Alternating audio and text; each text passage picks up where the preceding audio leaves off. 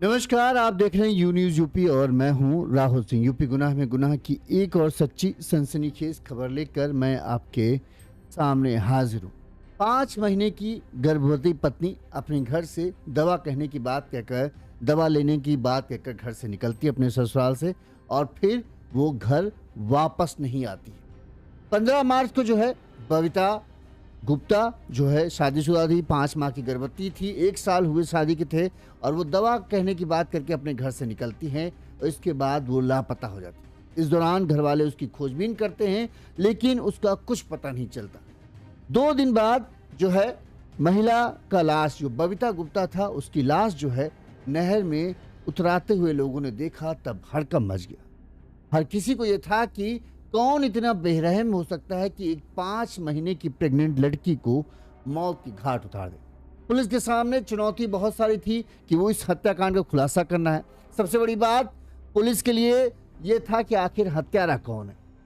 शादी के सिर्फ 1 साल हुए थे, पर कुछ लोगों को ससुराल वालों पर शक था क्योंकि शादी का सिर्फ 1 ही साल था। कहीं ऐसा तो नहीं किसी ससुराल वाले ने जो इस पूरे वारदात को अंजाम दिया है। तो पुलिस ने हर पहलू को रखकर, ध्यान में रखकर जांच पड़ताल इस पूरे मामले की शुरू की। पुलिस को पता चला कि ससुराल पक्ष तो इस मामले में पूरी तरीके से क्लीन है, क्योंकि जब ये सब पूरा वारदात घटना हुई तब जो बबीता का पति था, वो जो कि प्राइवेट नौकरी करता था, दिल्ली में काम करता था और वो दिल्ली में ही मौजूद था।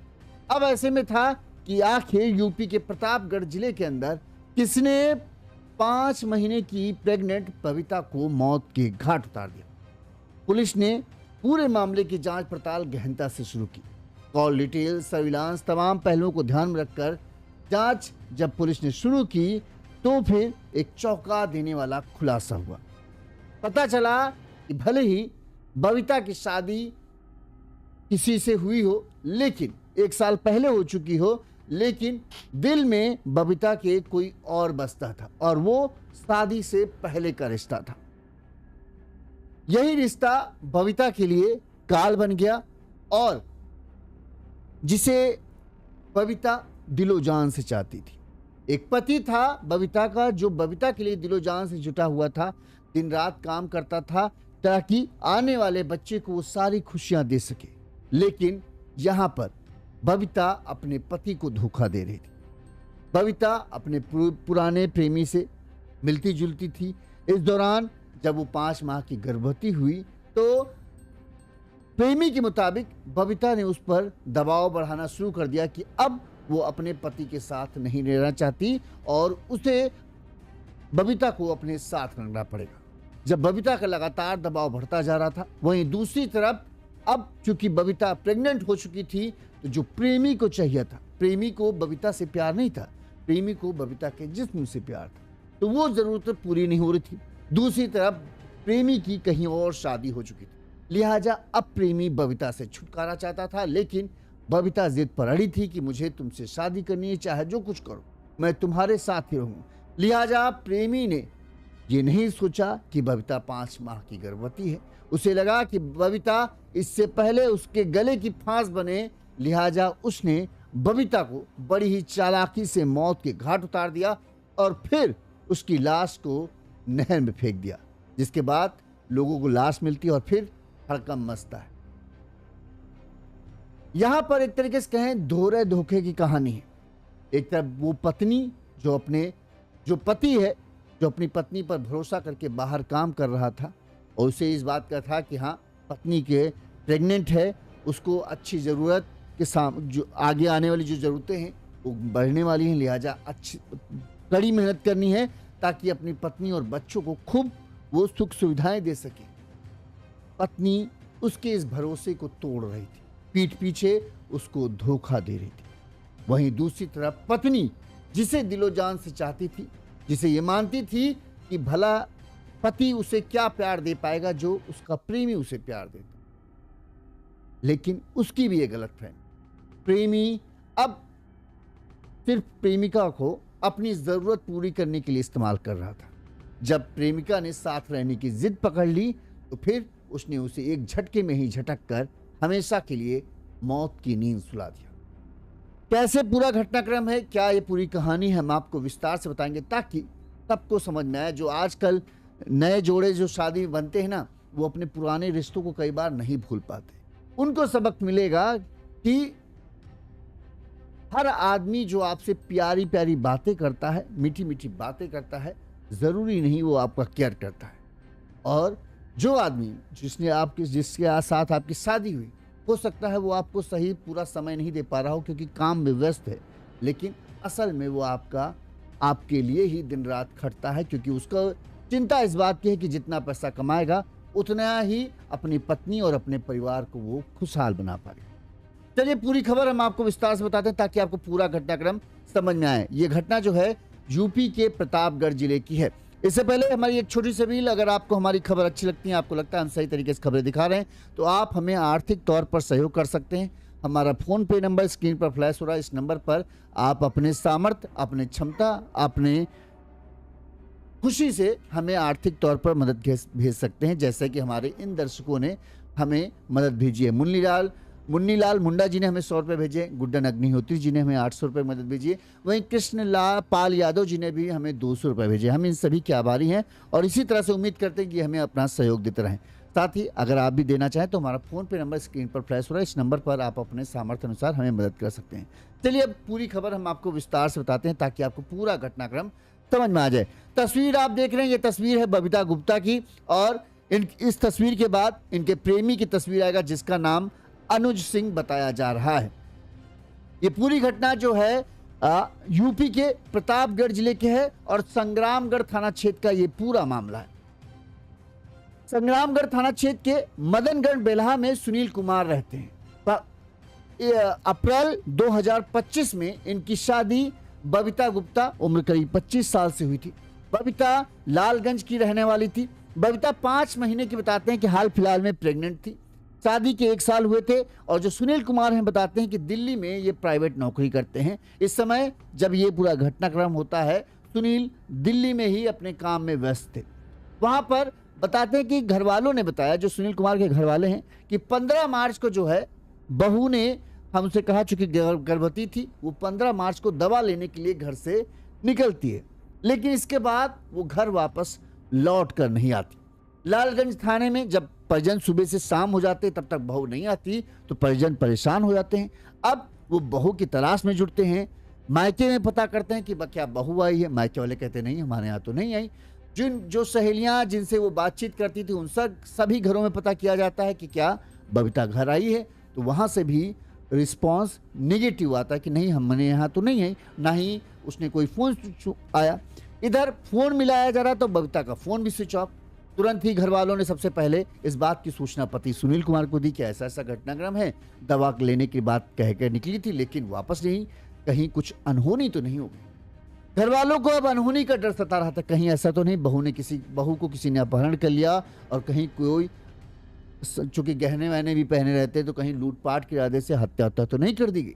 इसके बाद जो है परिजन जो है इस मामले की शिकायत दर्ज कराते हैं पुलिस में जाकर कि हमारी ये बहू है और ये लापता हो गई। लालगंज थाने में इसकी गुमशुदगी की रिपोर्ट दर्ज कराई गई क्योंकि लालगंज थाने की बात कही गई थी।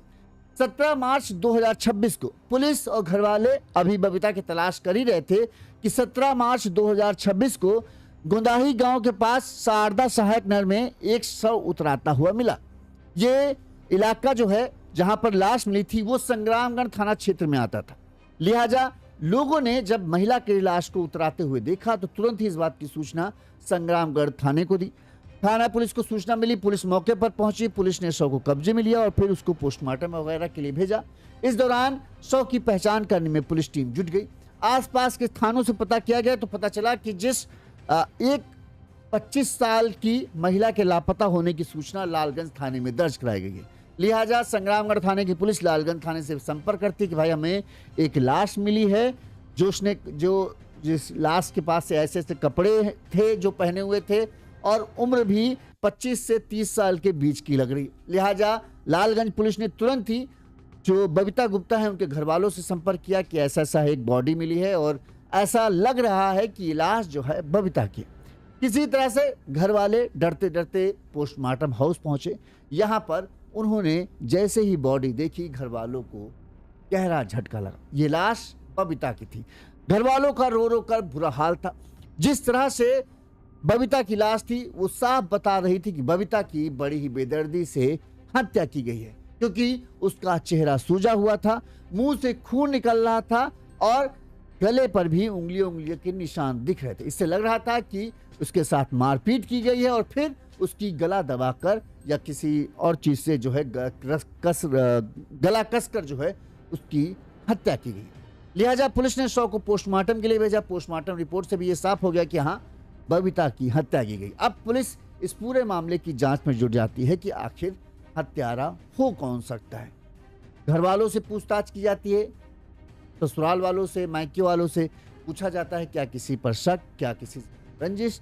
घर वाले कहते नहीं, रंजिश होती तो सुनील से रंजिश किसी की होती, बबीता से क्या रंजिश, 1 साल पहले ही शादी होकर आई थी, सब कुछ बढ़िया था, 5 महीने की गर्भवती थी, बिटिया होने वाली थी, सब मतलब बच्चा होने वाला था, सब बेहद खुश थे। लेकिन अचानक पता नहीं किसकी हमारे घर को नजर लगी। कोई दुश्मनी नहीं, कोई रंजिश नहीं, मामूली झगड़े फसाद जो होते हैं वो तो होते ही रहते, लेकिन किसी से कोई ऐसा झगड़ा नहीं था कि जो हमारे घर को इस तरह से नुकसान पहुंचा सके। यही कुछ मायके पक्ष वालों का कहना था कि भाई हमारे भी समझ नजर में कोई ऐसा नहीं है जो बबीता की इस तरह से हत्या कर सकता है। इसके बाद पुलिस गांव वालों से पूछताछ करती है, क्योंकि पुलिस को यह होता है कि जब भी किसी की हत्या होती है अक्सर कोई ना कोई जान पहचान का शख्स ही हत्या की वारदात में जरूर से जरूर शामिल होता मिलता है। लिहाजा पुलिस ने बबीता के मायके में गांव वालों से पूछताछ शुरू करने की, ससुराल में पूछताछ शुरू करने की। इसके अलावा पुलिस ने बबीता के मोबाइल की जो है कॉल डिटेल निकलवाई। पुलिस को बबीता के मोबाइल की कॉल डिटेल से एक बेहद अहम सुराग पता चला। वहीं गांव वालों से भी पुलिस को कुछ उड़ती उड़ती बातें पता चली। जब कॉल डिटेल निकाली गई तो उड़ती उड़ती वो बातें थोड़ा सा पुख्ता होती चली गई। पुलिस को पता चला कि सांगीपुर के रहने वाला अनुज सिंह, जिसकी उम्र करीब 27 है, इसकी बबीता के फोन पर लगातार कॉल आना और जाना दोनों होती थी और दोनों में ही लंबी लंबी बातचीत मिली। मतलब बबीता के फोन से अनुज सिंह को कई बार फोन किया गया, वहीं अनुज सिंह के फोन से भी कई बार बबीता के फोन पर फोन आते थे और किए जाते थे और लंबी लंबी बातचीत मिली। इसके बाद पुलिस को अनुज पर शक गहराया। पुलिस ने पता किया तो पता चला कि अनुज जो है लालगंज में पेट्रोल पंप के पास गाड़ियों के अलाइनमेंट का काम करता है। पुलिस ने तुरंत ही अनुज को दबोच लिया। इसके बाद पुलिस ने अनुज से पूछताछ शुरू की तो पहले तो अनुज बातों को गोलमोल करने लगा, टाल मटोल करने लगा, लेकिन जब पुलिस ने सख्ती की तो उसने अपना जुर्म कबूल कर लिया। अनुज ने पुलिस को बताया कि मैं और बबीता एक दूसरे को लंबे समय से जानते हैं, हम दोनों जो है एक दूसरे को पसंद करते थे और बहुत ज्यादा पसंद करते थे, एक दूसरे से शादी भी करना चाहते थे, लेकिन घर वाले चूंकि राजी नहीं थे, लिहाजा हम लोग शादी नहीं हुई। इस दौरान जो है बबीता की शादी जो है सुनील के साथ हो जाती, लेकिन इसके बावजूद भी हमारे बीच जो है ये हमारा संबंध जो था वो खत्म नहीं होता है। हमारे बीच फोन पर बातचीत होती रहती थी और हम दोनों किसी तरह से छुप छुपा कर मिलते भी रहते थे, क्योंकि बबीता का पति बाहर रहता था, लिहाजा कोई ना कोई बहाना बनाकर बबीता जब भी निकलती तो मुलाकात हमारी हो जाती थी। इस तरह से एक तरीके से शादी के बाद भी बबीता की गलती सबसे बड़ी शायद यही थी, इस शादी के बाद भी बबीता लगातार अनुज सिंह के संपर्क में थी और दोनों के बीच बातचीत का सिलसिला चलता रहा और दोनों के बीच जो प्यार था शादी के बाद वैसे खत्म हो जाना चाहिए था, वो खत्म नहीं हुआ बल्कि और बढ़ता चला गया। अनुज ने बताया कि इधर हमारी बातचीत चल रही थी, सब कुछ ठीक चल रहा था, वहीं बताते हैं कि शादी के बाद बबीता प्रेग्नेंट हो गई। प्रेग्नेंट होने के बाद अब बबीता जो है वो, अनुज का कहना है कि वो बबीता जो मेरे पीछे पड़ गई और मुझसे शादी करने की जिद करने लगी। बार बार उसका फोन पर बातचीत होता, तब भी यही होता था कि मैं अपने पति के साथ नहीं रहना चाहती, मैं तुम्हारे साथ रहना चाहती हूँ, कुछ भी करो, कैसे भी करो, अब हम यहां नहीं रह सकते। अनुज जो है पहले तक तो ठीक था, जब से बबीता प्रेग्नेंट हुई और इधर बताते हैं कि अनुज की भी कहीं और शादी हो गई, जहां शादी तय हो गई थी, जहां तय हुई थी वो भी जो लड़की थी बहुत सुंदर थी, अच्छी थी, उससे भी अनुज की अच्छी खासी पटने लगी थी, बातचीत होने लगी थी। लिहाजा अब अनुज का दिल जो है वो बबीता से भर गया था, क्योंकि अब बबीता पहले जैसी खूबसूरत नहीं लगती थी। दूसरी बात, अब अनुज के पास दूसरा ऑप्शन था तो वो पुराने ऑप्शन को क्यों टटोले। लिहाजा अनुज जो है बबीता से पीछा छुड़ाना चाहता था, लेकिन अनुज कहना है कि बबीता किसी भी लिहाज में मेरा पीछा छोड़ने के लिए तैयार नहीं थी। अनुज ने बताया कि मैंने कई बार उसे समझाने की कोशिश की, लेकिन बबीता कुछ भी सुनने के लिए तैयार नहीं थी। उसका यही था कि कुछ भी करो, हम तुम्हारे साथ ही रहेंगे, अब हम वहां नहीं रहेंगे। 15 मार्च को भी इसी बात को लेकर जो है बताते हैं बबीता लालगंज आई थी। यहां पर बबीता और अनुज की भी मुलाकात हुई। बबीता ने एक बार फिर से वही जिद पकड़ ली कि मुझे तुमसे शादी करनी है और अब मैं वहां नहीं रहूंगी। जबकि अनुज जो है अब बबीता को पूरी तरीके से पीछा छुड़ाना चाहता था, लेकिन बबीता को सुनने के लिए तैयार नहीं थी। अनुज ने बताया कि मैंने बबीता को समझाने की खूब कोशिश की, लेकिन उसने एक मेरी बात नहीं सुनी। गुस्से में बताते कि हमारे बीच बहसा बहसी का सिलसिला कुछ इस कदर बढ़ गया कि गुस्से में आकर बबीता ने मुझे थप्पड़ मार दिया। जब बबीता ने मुझे थप्पड़ मारा तो मैं भी आग बबूला हो गया और मुझे भी गुस्सा आ गया। इसके बाद मैंने उसे अपने टायर के गोदाम में अंदर ले गया। यहाँ पर मैंने उसको कोल्ड ड्रिंक में जहर मिलाकर पिलाने की कोशिश की, लेकिन बबीता ने कोल्ड ड्रिंक पी नहीं। इसके बाद मैंने वो चीखे या चिल्लाए, मैंने उसका गला पकड़ लिया और गला तब तक दबाए रखा जब तक कि उसके सांसें हमेशा के लिए थम नहीं गई। जब उसकी मौत हो गई तो मैंने शाम होने का इंतजार किया, क्योंकि छोटे शहरों में जानते हैं शाम होते ही अंधेरा होने लगता है। लिहाजा जब सुनसान होने लगते हैं रास्ता, लिहाजा जब सुनसान होने लगा तब फिर मैंने उसकी लाश को एक अर्टिगा कार थी, उस अर्टिगा कार की डिग्गी में रखा। वहां से मैं बबीता की लाश को लेकर संग्रामगढ़ की गोदाही नहर के पास गया और यहां पर मैंने उसकी लाश को नहर में फेंक दिया। इसके बाद मैं निश्चिंत होकर अपने घर लौटाया, गाड़ी साफ वाफ कर दी ताकि किसी को कोई सुराग न लगे। लेकिन जब 17 तारीख को बबीता की लाश मिली तो मुझे लगा कहीं मैं फंस ना जाऊं। लिहाजा मैं अपने आप को बचाने के लिए रास्ता खोज ही रहा था, लेकिन इससे पहले जो है पुलिस मुझ तक पहुंच गई और पुलिस ने मुझे रायपुर तियाई के पास से गिरफ्तार कर लिया। वहीं पुलिस की पूछताछ में सारा सच भी सामने आ गया। इस मामले में पुलिस ने क्या कहा वो भी सुनिए। क्षेत्र में एक महिला जो बबीता गुप्ता है, उनकी गुमशुदगी 15 तारीख को लिखी गई थी और उसके बाद जब उसमें हमने उसके सीडीआर डिटेल्स और अन्य डिटेल्स निकाले तो उसमें ये चीज़ आई कि वो लास्ट में जब उसने फ़ोन स्विच ऑफ किया था तो उसकी बात उसके अनुज चौहान नाम का एक लड़का जो कि उसका पूर्व में प्रेमी था, उससे उसकी बातचीत हो रही है। तो इसी में जब उसको फर्दर डेवलप किया गया तो ये जो अनुज चौहान है इसी के द्वारा इस महिला का जो है मर्डर किया गया था और वो महिला शादी के बाद अपने मायके में आई हुई थी और इस पे बार बार ये दबाव बना रही थी कि वो इसको अपने ससुराल से वापस आना चाहती है और इससे पुनः वो शादी कर ले। तो इसका वो दबाव बना रही थी। इसी बात पे इनका आपस में झगड़ा हुआ। जो अर्टिगा कार थी उसी में इसने ये घटना कारित की थी। पहले उसको कोल्ड ड्रिंक में कुछ मिला के पिलाया और उसके बाद इसने गला दबा के उसको नहर में फेंक दिया था उसकी बॉडी को। तो उसकी महिला का जो है वो पोस्टमार्टम किया गया और वो प्रेग्नेंट भी थी, लगभग 4 या 5 मंथ की उसकी प्रेगनेंसी भी थी। तो ये घटना जो है इसके प्रेमी के द्वारा ही की गई थी और बाद में इसकी बॉडी को डिस्पोज ऑफ किया गया। तो इस अभियुक्त को पुलिस के द्वारा गिरफ्तार कर लिया गया है और इसमें अग्रिम वैधानिक कार्रवाई पुलिस के द्वारा की जाएगी। बड़े बुजुर्ग सही कह गए हैं, जैसी करनी वैसी बनी।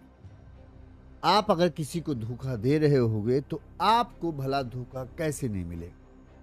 बबीता अपने पति को धोखा दे रही थी, उसके विश्वास को तोड़ रही थी और ये सोच रही थी कि कोई उसके विश्वास को नहीं तोड़ेगा, कोई उसे धोखा नहीं देगा। यहाँ सबसे बड़ी गलती अनुज, जिस तरह से बबीता अपने पति को धोखा दे रही थी उस तरह से अनुज भी बबीता को धोखा दे रहा था। बबीता को लगता था कि अनुज उनको दिल से चाहता है, उनके लिए मर मिटने को तैयार है, लेकिन उसका भी प्यार जो था वो सिर्फ क्षणिक था। उसे जो चाहिए था वो बबीता के पास जब तक था तब तक तो उससे खूब प्यार करता रहा, लेकिन जैसे ही बबीता गर्भवती होती है उसके में वो आकर्षण कम होने लगता है। तब इस दौरान इसको जब कहीं और शादी तय हो जाती है तो इसको लगने लगता है कि अब मैं बबीता को क्यों प्यार करूं, क्यों मैं उसके साथ रहूं। लिहाजा उसने लगा कि अब ये बबीता मेरे लिए बोझ बन गई। दिक्कत ये थी कि अगर बबीता को इस तरह से छोड़ दे, मतलब ना मारता तो उसको ये था कि कहीं ऐसा ना हो बबीता पुलिस के पास चली जाए, मेरे ऊपर आरोप लगा दे, और चूंकि बातचीत होती है तो मैं फंस जाऊंगा, फिर मेरी इधर से भी शादी टूट जाएगी और इधर से भी बबीता का भी रिश्ता टूट जाएगा। लिहाजा जब इसे लगा कि बबीता अब गले ज़्यादा पड़ने लगी है, इससे छुटकारा पाना आसान नहीं है, तो यही सही तरीका है कि इसे मौत के घाटी उतार दूं और इस कदर इसको ठिकाने लगा दूं कि किसी को भी मेरे बारे में कुछ ना पता चल पाए और मैं सही सलामत हो। गलती यही थी कि जब इस तरह की वारदात होगी, एक पत्नी, एक गर्भवती महिला कहीं से गायब होगी, किसी घर से गायब होगी, तो क्या वो खोजबीन नहीं करेगी? खोजबीन करेगा। लाश मिलेगी तो भी पुलिस खोजेगी कि आखिर क्या वजह है। शायद ये सोचता होगा कि ये अगर बबीता को नहर में फेंक देगा तो सबको ये लगेगा कि नहर में खुद बबीता कूद गई। अब इसके बाद पुलिस कारण ढूंढती रहेगी, जब कुछ नहीं मिलेगा कुछ दिन बाद पुलिस उस केस को बंद कर देगी और हम आराम से दूसरी शादी करके ऐश कर। लेकिन जो थप्पड़, जिस तरह से बबीता ने गुस्से में इसे थप्पड़ मारा, ये भी बौखला गया तो उसने भी दो तीन थप्पड़ उस दौरान जड़ दिए और इसके बाद ही वो गुस्से में जो है उसके गले को पकड़ लेता है और गला तब तक दबाता है जब तक कि बबीता की सांसें थम नहीं गई। इन सब में जो बबीता के शरीर पर आए उंगलियों के निशान, चोट के निशान थे, वो जब बबीता की लाश मिलती है तो इस बात की गवाही देते हैं कि हाँ, बबीता को मारा पीटा गया है हत्या मौत से पहले और फिर उसकी लाश को शायद नहर में फेंका गया, जिससे इस पूरे हत्याकांड का पुलिस ने खुलासा किया। अब बबीता 5 महीने गर्भवती थी। एक तरीके से कहें एक हत्या नहीं 2 हत्याएं हुई। वहीं अनुज जो स्वार्थी हो चुका था, जिसे लग रहा था कि अब उसका काम बबीता से निकल गया है, अब वो बबीता को छोड़ दे तो ज़्यादा अच्छा है, उसे भी अब जेल की सलाखों के पीछे जिंदगी गुजारनी पड़ेगी। एक तरीके से दोनों को यहाँ ये समझना चाहिए था कि सब शादी हो चुकी है। शादी से पहले चलो ठीक है, मिलते थे, बातचीत होती थी, वो सही है, लेकिन जब शादी हो चुकी थी तो अनुज को भी ये चाहिए था कि वो रिश्ता अपनी तरफ से खत्म कर ले और बबीता को भी यही चाहिए था। दोनों ने गलती की। एक साथ 2 नाव पर पाँव रखकर आप जीवन की रेखा को पार नहीं कर सकते, जब जीवन की जो धारा है उसे पार नहीं कर सकते। एक ही नाव पर आपको जिंदगी की धारा पे चलना होगा, तभी आप इस धारा को पार कर पाओगे। 2 नाव में चलोगे तो डूबना निश्चित है, जैसे यहाँ पर हुआ, सब कुछ डूब गया। सुनील का परिवार कहीं एक तरीके से उसके सपनों को बड़ा धक्का लगा हुआ, उसके विश्वास को धक्का लगा कि उसकी जिस पत्नी के लिए वो इतनी सब मेहनत कर रहा था, वो उसे के पीठ पीछे उस तरह से उसे धोखा दे रही थी। अनुज सिंह जेल की सलाखों के पीछे अपनी किस्मत को कोसेंगे, क्यों नहीं हमने रिश्ता खत्म कर लिया, और बबीता तो अब इस दुनिया में है ही नहीं। उसको भी आत्मा को शायद ही शांति मिले कि जिससे उसने सबसे ज़्यादा प्यार किया उसी ने उसको मौत के घाट उतार दिया। इस खबर पर आपकी क्या राय है, हमें कमेंट करके जरूर बताइएगा। इसी तरह से गुनाह की तमाम खबरें हम आप तक पहुंचाते रहेंगे ताकि आपको सीख मिले कि जिंदगी में जब आप फैसले लेते हैं, हर फैसले के पीछे कई रास्ते निकलते हैं। तो सोचिए, समझिए, फिर फैसला लिए ताकि आपको बाद में पछताना न पड़े। नमस्कार।